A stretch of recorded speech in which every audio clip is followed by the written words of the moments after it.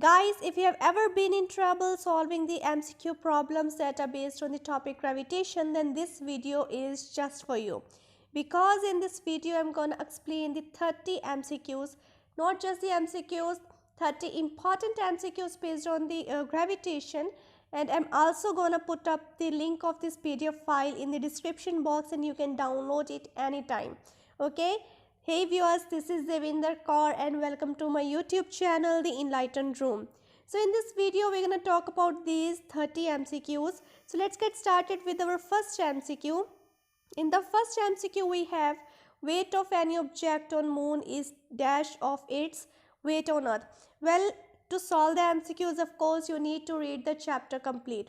If you have read the chapter properly, if you have read the topic properly, then you would know the answer that there is a formula.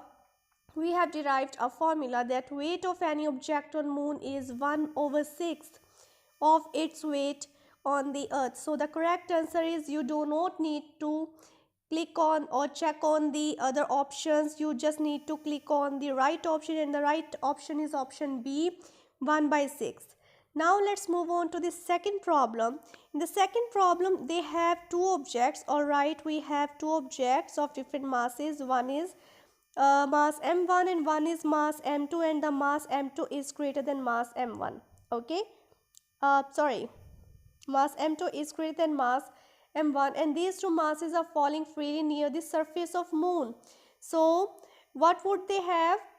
We have four options. The first option is would have same velocity at any instant, would have different accelerations. Option C is they would experience forces of same magnitude, and option D, undergo a change in their inertia. Well, the correct option is option A, they would have same velocities. Of course, whatever their mass is, we have already read that because of force of gravitation, because of gravity, any object of any mass would fall free, that is falling freely, would have a same velocity at any instant. That means if an object is heavy like a rock and the other object is very light like a paper, they would fall with the same velocity, okay, at any instant. All right, let's move on to the third problem. In the third problem is very easy. Who gave the three laws of planetary motion? Of course, you do not need to check out other options. The correct option is option C, Kepler, right? So Kepler was the one who created the three laws of planetary motion, and the three laws were first law, second law, third law. In these three laws, he told us about the all planets revolve in the elliptical orbit, and the sun is present stationary, and other planets are revolving around it. Okay, and there is a relation for the time period in the third law. All right, let's move on to the next problem. We have, does Newton's third law of motion apply to gravitational force? Well, what is the formula for the gravitational force? It is G m1 m2 over r squared, right? Where G is universal gravitational constant, mass m1 and m2 are the masses of two objects, and r square is the distance of these two objects, and the distance would be taken from their center. So does the Newton's third law of motion apply to gravitational force? Well, the option will be yes. In the Newton's third law of motion, we also talk about the inverse square law. So yes, it does apply. All right. Now let's move on to the fifth problem. In the fifth problem, we have the value of acceleration due to gravity, and we have the four options here. Option A is same on equator and poles. Option B is least on poles. Option C is least on equator, and option D increases from pole to equator.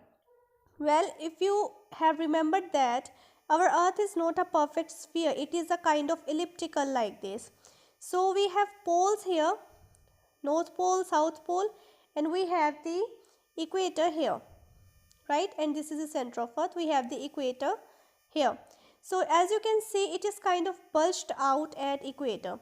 And as we take the distance from the center of earth, well, the radius of earth taken from equator is maximum. So if you remember the formula for the acceleration due to gravity, it is G sorry, it is G equals universal gravitational constant over mass in times mass of earth over distance of earth squared. As we have taken the distance of equator from equator, okay, so from the center of earth to the equator would be the distance r e squared. We're going to square it. So as you can see, these two are inversely proportional to each other. As the RE is maximum, the acceleration due to gravity would be minimum.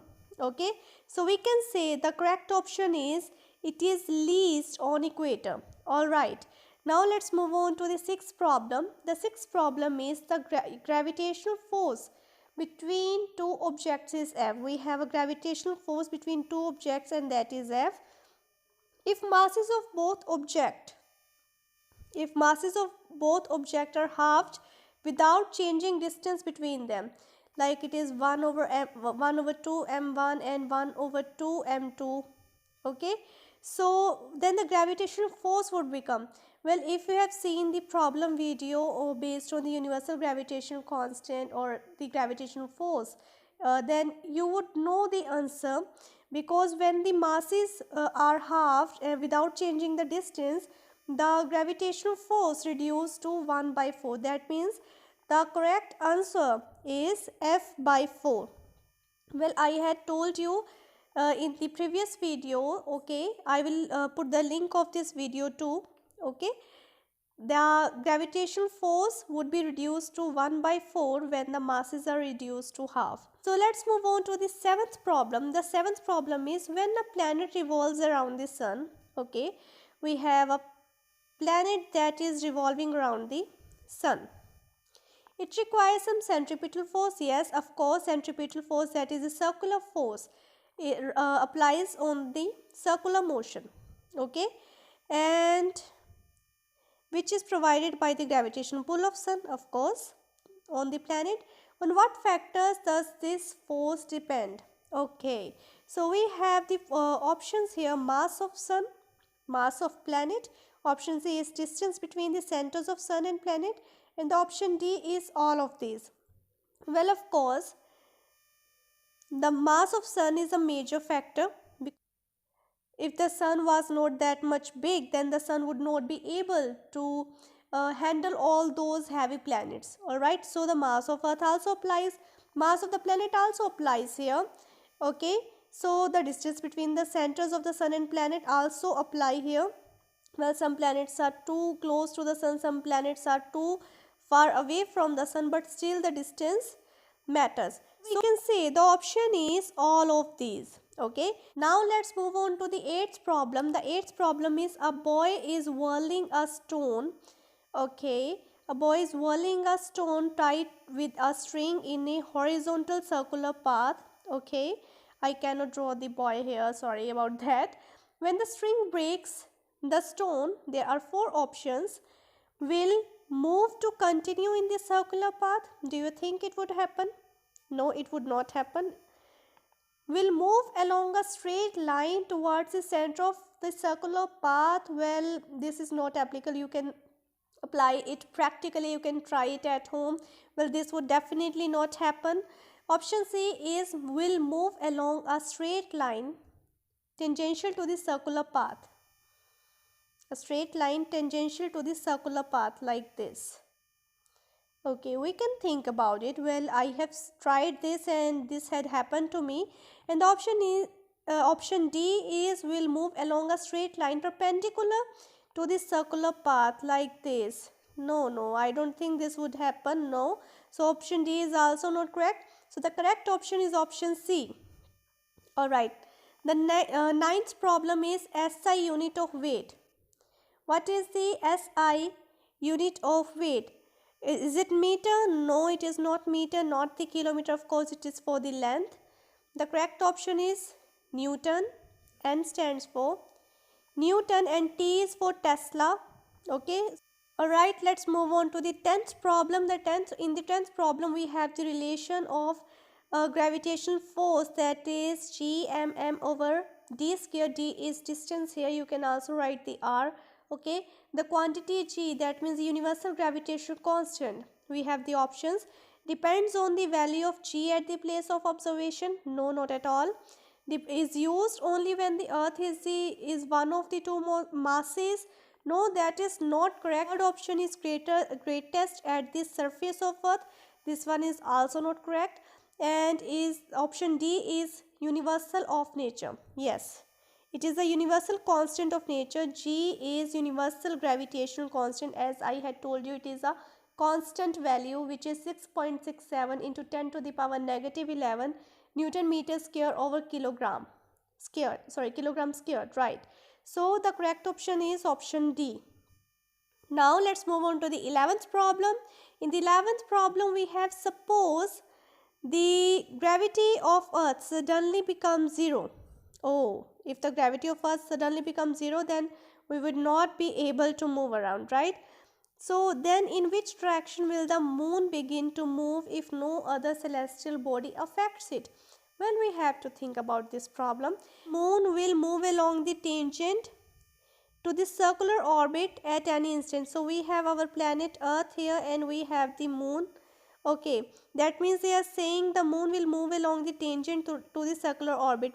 Well, you can relate this problem with the one in which we had talked about a boy which was whirling a stone and the string breaks. What had happened? Well, the string had moved along a straight line tangential to this circular path, right? So the same thing is happening here. Well, the string here is the gravity. Okay, the gravity of earth has collapsed. So of course the moon, which is a kind of stone, and the boy is earth, and the string is the gravity. Gravity has been collapsed. So of course the moon, our moon, would move along a tangent to the circular path at any instant. Okay, this is our this would be the tangent. All right, so the correct option is option A. Well, we have found the correct option in the option A, so I don't think we need to read the other options. All right, let's move on to the option let's move on to the problem 12. In the problem 12, we have law of gravitation gives the gravitational force between, we have the various options here. Option A is the earth and a point mass only. Well, no, it is not correct. Option B is the earth and sun only. No, that is also not correct. Option C, any two bodies having some mass.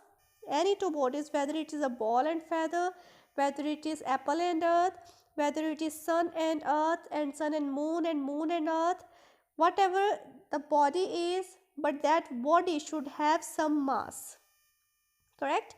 And the option D is two charged bodies. No, that is also not correct. So the correct option is option C, any two bodies having some mass. All right, let's move on to the 13th problem. In the 13th problem, we have which force is responsible for tides in the ocean at night? Is it gravitational pull of moon on seawater, gravitational pull of Jupiter on seawater, gravitational pull of Venus on seawater, and none of these? Well, the closest one is moon to our earth. So of course moon, the gravitational pull of moon on seawater is responsible for the tides in the ocean at night. Okay, so the correct answer is option A. Now the 14th problem is what is the usual shape of orbits of planets around the sun? Well, you have studied this one in the lower classes too. All the planets revolve around the sun in the elliptical orbit. So what would be the answer? Of course, it is option C. You can see option C is the correct answer. All right. Now, let's move on to the 15th problem. In the 15th problem, they have asked which of the Kepler's law led Newton to inverse square rule for gravitational force? Is it Kepler's first law of planetary motion, second law, third law, or fourth law? Well, we had also discussed about in the previous problems that it was Kepler's third law of planetary motion which led the inverse square rule. That means this one for the gravitational force. Because of this rule, Newton was able to develop Newton's rule for the gravitational force of attraction, which is F equals g mm over r squared. Okay, the correct option is Kepler's third law of planetary motion, that means option C. Okay, now for the 16th problem we have, which balance is used for measuring mass of a body? Well, the 16th and 17th problem are quite identical. Well, for the mass, we can measure the mass by physical balance, and we can measure the weight by spring balance. Always remember this. Usually students get confused because we get to see the weight physically, they relate it with physical balance, but this is not correct. Weight, the correct balance used for measuring weight, the correct balance used for measuring weight is spring balance, and the correct balance used for measuring mass is physical balance. Okay, now the option 18, sorry, the question 18 is, on what factors does the value of g depend? Well, we have also discussed about this in the previous questions, but they have manipulated this question. In that problem, they had put up the formula F equals g mm over r squared, right? And now they have manipulated it. Okay, they have given us different options, and option A is shape of body, time period, then C is distance, and then D is the value of g is an absolute constant, it does not depend upon any factor. Well, of course, g is the universal gravitational constant, and the correct option is option D. Now, the 19th problem is, for all the gravitational problems involving F equals g mm over r squared, where do we consider the mass to be concentrated? Okay, now the option A is all of the mass is concentrated on the object surface. Option B is all of the mass is concentrated on the object center. C, the mass is distributed throughout the object. Okay, and option D is, it varies depending upon the density of the planet. Okay, what do you think? We always take the distance taken from the center, right? Distance between the two masses taken from the center. So what do you think?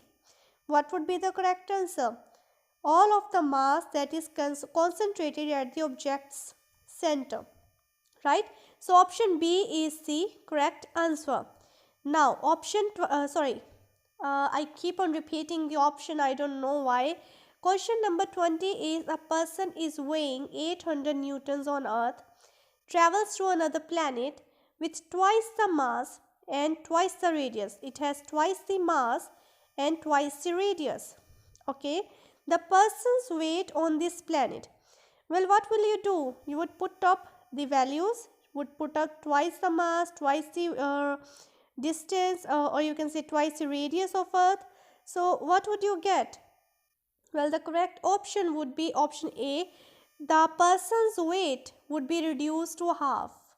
Yes, the person's weight would be reduced to half. It would remain 400 newtons. Okay, now let's move on to the 21st question. In the 21st question, we have problem related to mass. Wow. Now, Mars has a mass 1/10 that of Earth, okay, and a diameter half that of Earth. The acceleration of falling body near the surface of Mars is most nearly which one? Well, for the acceleration of falling body on Earth, we take it as g equals 9.8 meter per second squared. Now, the mass of Earth, the planet Mars has the mass 1/10 of Earth and the diameter half of Earth. So, it would be approximately half of the g here too. So, the correct option would be option D, 4 meter per second squared. Okay. Now, let's move on to the 22nd question. A ball is tossed straight up from the surface of a small spherical asteroid with no atmosphere. Well, there is no atmosphere here. The ball rises to a height equal to the asteroid's radius. Okay. I could not draw properly here. Sorry about that. And then falls straight down towards the surface of Earth. Towards the surface of asteroid. Okay, there is a ball. You were on an asteroid and you threw up a ball.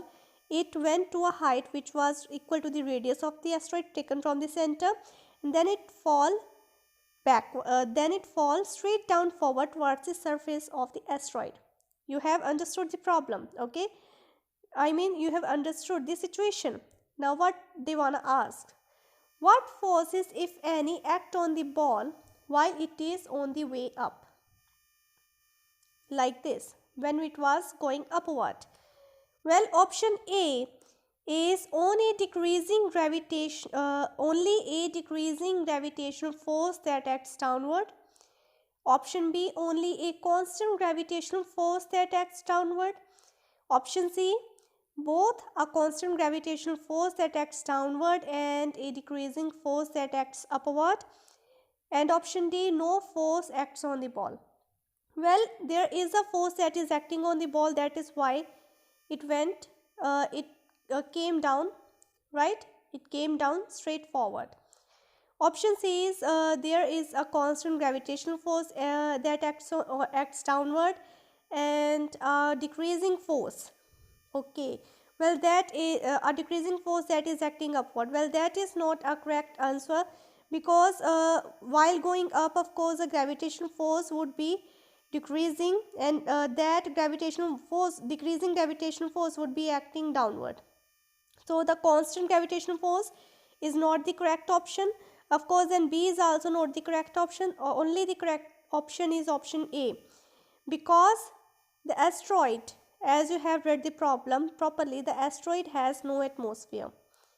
Okay, so when the ball is rising up, there would be a gravitational force, but that gravitational force would be decreasing, and that gravitational force would be acting downward. Okay, so only a decreasing gravitational force that acts downward, that would be the correct option.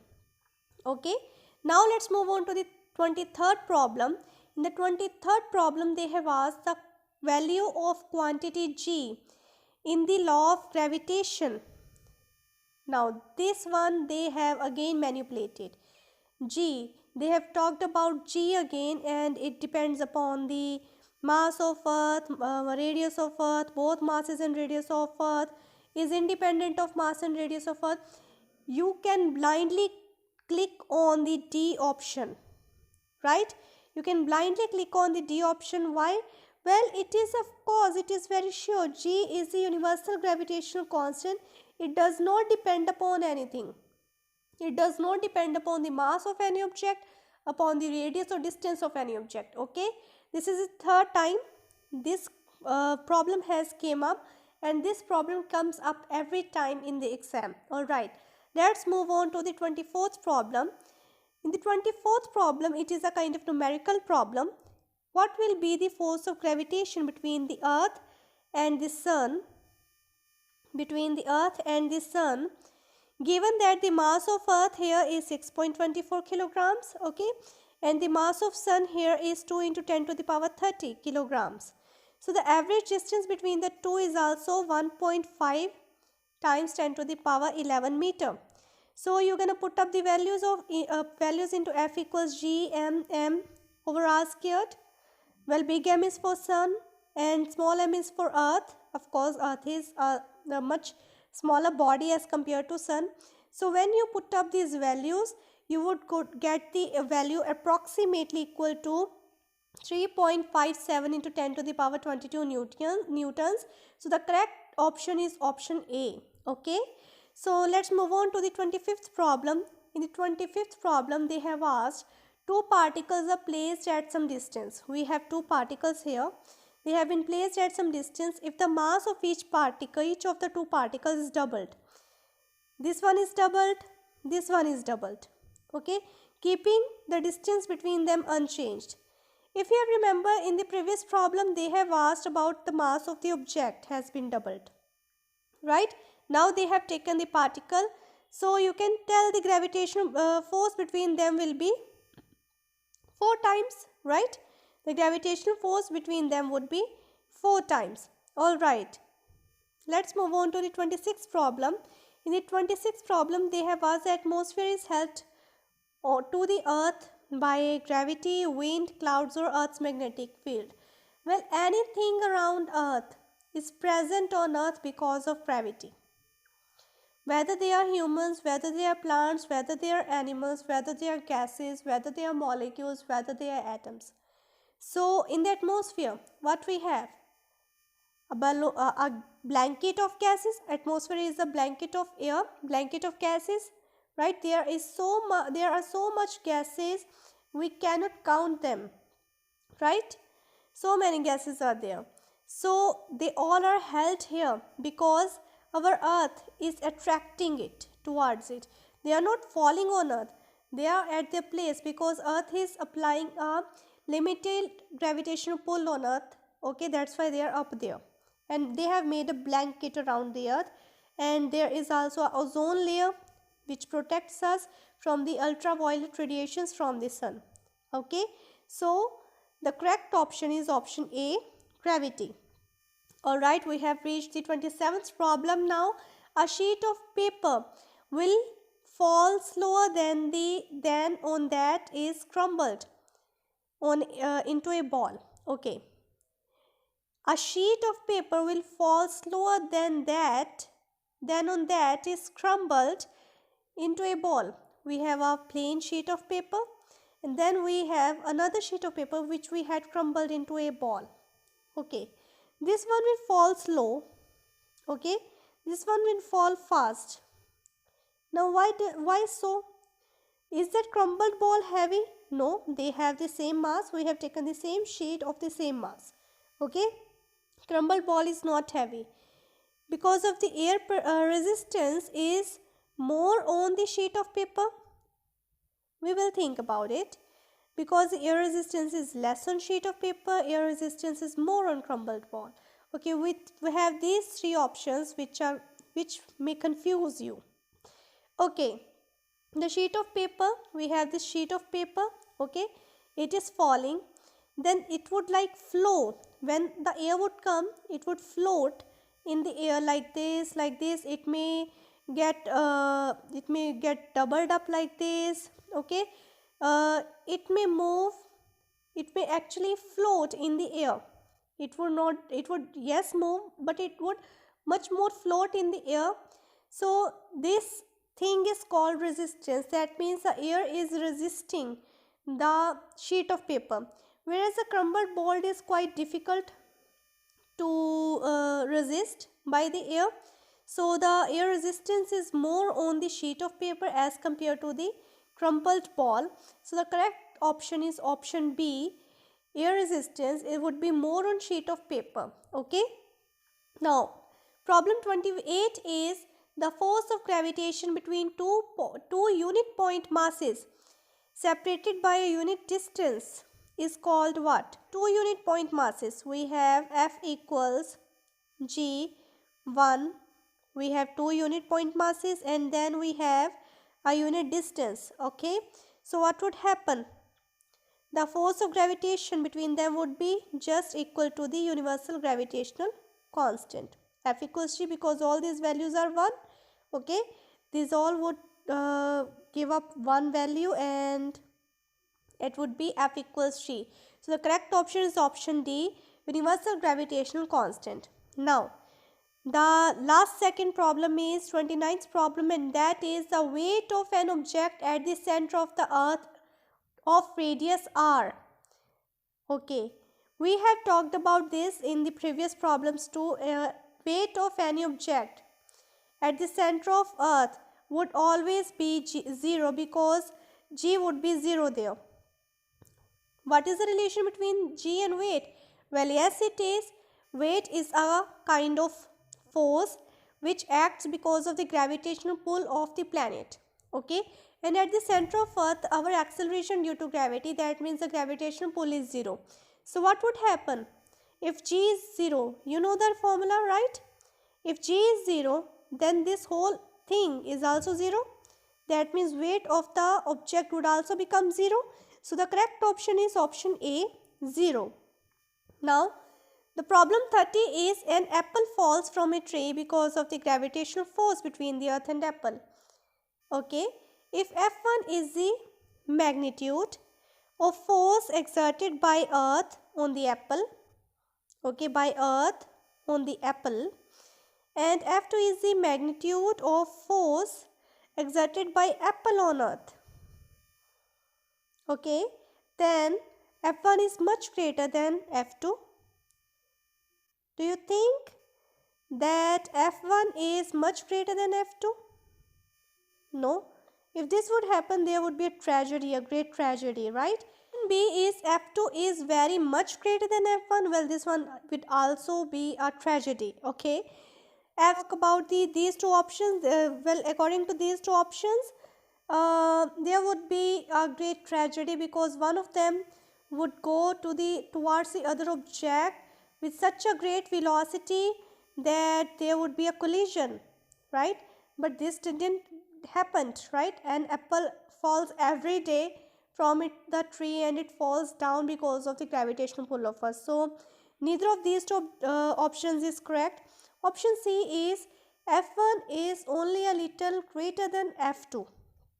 Well, that is also not the correct option, because if this would have happened, then the apple would not just fall like simply on the surface of earth. It would have some merge into the earth, making a hole, okay, and this also never happened to us. We have never seen this ever before, okay, and I don't think we would see this even in our life.